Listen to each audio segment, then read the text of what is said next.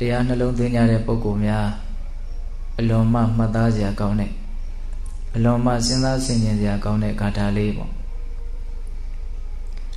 ကာယမိမံသမတ္တထ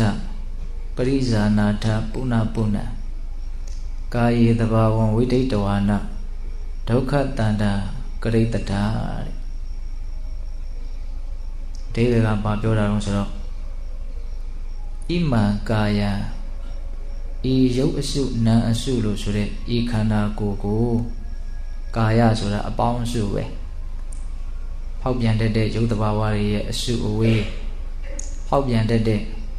နာမ်တဘာဝတွေရဲ့အစုအဝေးဒါကိုကာယလို့ခေါ်တယ်ကာယဆိုတာအပေါင်းအစုဣမံကာယံဤရုပ်အစုဝေးနာမ်အစုဝေးလို့ဆိုတဲ့ဤကာယကိုသမတ္တထတတိဉာဏ်ပညာဖြင့်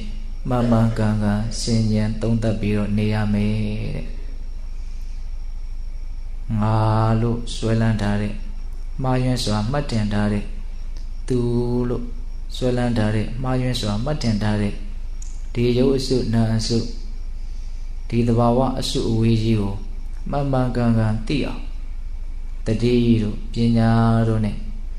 ဆင်ញံရမယ်သုံးသပ်ရမယ်တဲ့သတိထားရမယ်တဲ့အခုဝင်လေထွက်လေရဲ့ထိမှုသဘောကိုတလက်ဆက်သတိထားနေတယ်ဆိုတာ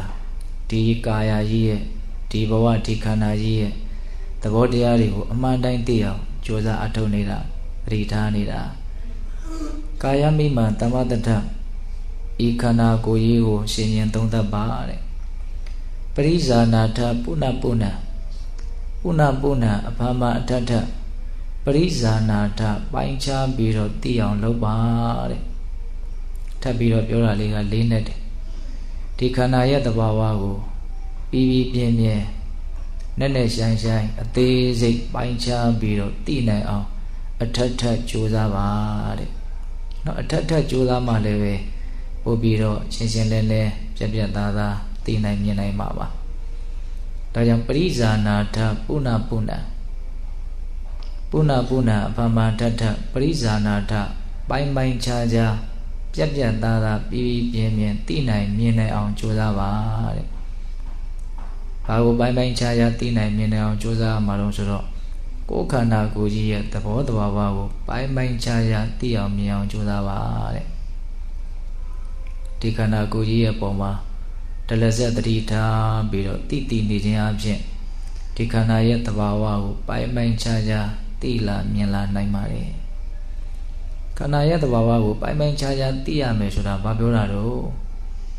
ဒီခန္ဓာဟာဘာတွေပဲဖြစ်လာမတည်မြဲတဲ့သဘောရှိပါတယ်အိဋ္ဌသဘောတွေပါအတန်လေးကြားတယ်ကြားတာကိုအကြောင်းပြုပြီးတော့အတွေးတွေဖြစ်တယ်အတွေးတွေကိုအကြောင်းပြုပြီးတော့စိတ်ခံစားမှုတွေဖြစ်တယ်ဖြစ်တော့ဖြစ်တာပါပဲဒါပေမဲ့ဖြစ်ပြီးတော့မရှိတော့နောက်ထပ်အသစ်ထပ်ပြီးတော့ဖြစ်ပြန်တယ်ကြားပြန်တယ်တွေးလိုက်ပြန်တယ်ခံစားရပြန်တယ်အဲ့ဒါလိုပဲခန္ဓာကိုယ်ထိုင်နေတဲ့ဣရိယာပုနဲ့တတ်နိုင်တဲ့မြတ်ထိထိန်ထိန်လေးထိုင်နေတော့ခန္ဓာကိုယ်ရဲ့မသက်သာတဲ့သဘောဟာကာယပတာရ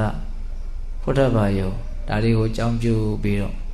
နားတယ်ကျင်တယ်ကြိုက်တယ်ခဲတယ်ဆိုတာတွေကလည်းဖြစ်တာပါပဲဖြစ်တော့လည်းပဲအဲ့ဒါတွေလည်းပဲတည်နေတာမြင်နေတာတော့မဟုတ်ပါဘူး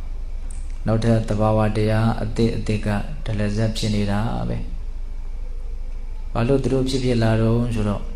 ဖြစ်เสียအကြောင်းရှိလို့ဖြစ်လာတာပေါ့အဲ့ဒါတွေဖြစ်လာတိုင်းသူ့အရင်ကဖြစ်ခဲ့တဲ့အရာတွေကမရှိတော့ဘူးဆိုတာအလွန်ထင်ရှားတယ်